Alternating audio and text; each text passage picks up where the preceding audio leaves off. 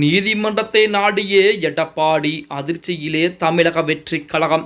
நண்பர்களே, நம்ம அதிமுக தொண்டர்களாக இருந்தீங்க அப்படின்னா மறக்காம நம்ம சேனலை சப்ஸ்கிரைப் பண்ணிட்டு இந்த வீடியோக்கு ஒரு லைக் பண்ணிருங்க.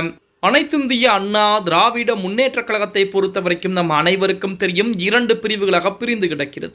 ஒரு புறத்திலே சி.வி. சண்முகம், எஸ்.பி. வேலுமணி, அதே போல நமது சி. விஜயபாஸ்கர், எம்.ஆர். விஜயபாஸ்கர், நத்தம் விஸ்வநாதன் உட்பட ஒரு 25 சட்டமன்ற உறுப்பினர்கள் தமிழக வெற்றி கழகத்திற்கு ஆதரவுகளை கொடுத்திருக்காங்க. எடப்பாடி பழனிசாமி தலைமையிலான இருக்கக்கூடிய அதிமுக 22 சட்டமன்ற உறுப்பினர்கள், 23 சட்டமன்ற உறுப்பினர்கள் அதிமுகவிற்கு எடப்பாடி பழனிசாமிக்கு ஆதரவுகளை கொடுத்துக்கிட்டு இருக்காங்க.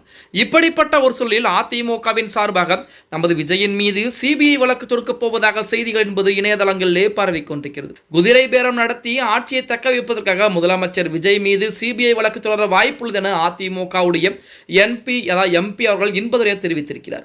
இது தொடர்பாக தனது எக்ஸ் பதிவிலே 1993 பார்லிமெண்டில் நடந்த நம்பிக்கை வாக்கெடுப்பில் வெற்றி பெற குதிரை பேரம் நடந்திருக்கிறது. அப்போது ஜேஎம்எம் எம்பிக்கள் ஆதரவை குறுக்கு வழியில் பெற்ற அன்றைய PM நரசிம்மராவ், புட்டாசிங் ஆகியோர் மீது சிபிஐ வழக்கு பதிவு செய்தது என சுட்டிக்காட்டியிருக்கிறார். அதாவது அதிமுகவுடைய எம்எல்ஏக்களை குதிரை பேரம் செய்து விலைக்கு வாங்கி இருக்கிறார் நமது விஜய் அவர்கள். அந்த விலைக்கு வாங்கி இருப்பதை கண்டிப்பாக நாங்கள் சிபிஐ மூலமாக வழக்கு தொடுப்பதற்கும் வாய்ப்புகள் என்பது இருக்கிறது என சொல்லி நமது அதிமுகவுடைய எம்பியாக இருக்கக்கூடிய இன்பதுரை அவர்கள் அதிரடியான ஒரு வார்த்தையை பயன்படுத்தி இருக்கிறார்.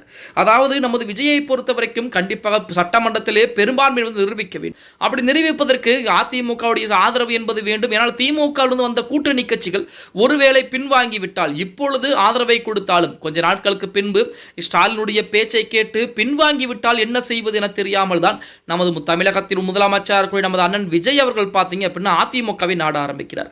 அதிமுக கிட்டத்தட்ட ஒரு 25 சட்டமன்ற உறுப்பினர்கள் எஸ்.பி. வேலுமணி, சி.வி. சண்முகம் தலைமையிலே ஆதரவுகளையும் கொடுக்கிறாங்க.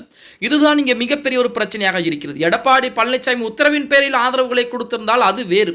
ஆனால் எடப்பாடி பழனிசாமி ஆதரவுகளை கொடுக்க கூடாது என கண்டிஷனாக இருக்கிறார். அந்த நேரத்திலே இவர்கள் தனியாக பிரிந்து வந்து ஆதரவை கொடுத்திருக்காங்க. அது மட்டுமல்லாமல் நமது விஜய் அவர்கள் செல்லக்கூடிய அதிமுகவுடைய தலைவர்களோ மற்ற தலைவர்கள் செல்லக்கூடிய அந்த இடங்களில் சோபா முன்னே சென்றது, பின்னே விஜய் சென்றார் அப்படிங்கிற மாதிரி செய்திகள் எல்லாம் இணையதளங்களிலும் சரி சட்டமன்றத்திலும் சரி நம்ம கேள்விப்பட்டோம்.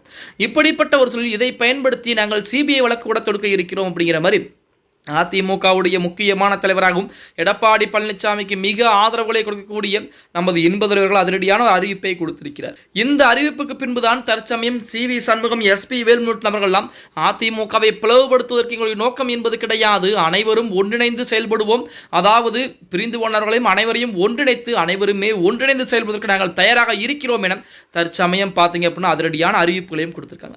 அது மட்டும் இல்லாமல் நாங்கள் அதிமுக அலுவலகத்திற்குள்ளே வரப்போவது கிடையாது அப்படிங்கிற மாதிரி செய்திகளையுமே நமது சி.வி. சண்முகம் உட்பட அனைவரும் சொல்லிருக்காங்க. பொறுத்திருந்து பார்க்கலாம். ஓகே கைஸ், வீடியோ பிடிச்சிருந்தா மறக்காம லைக் பண்ணிருங்க.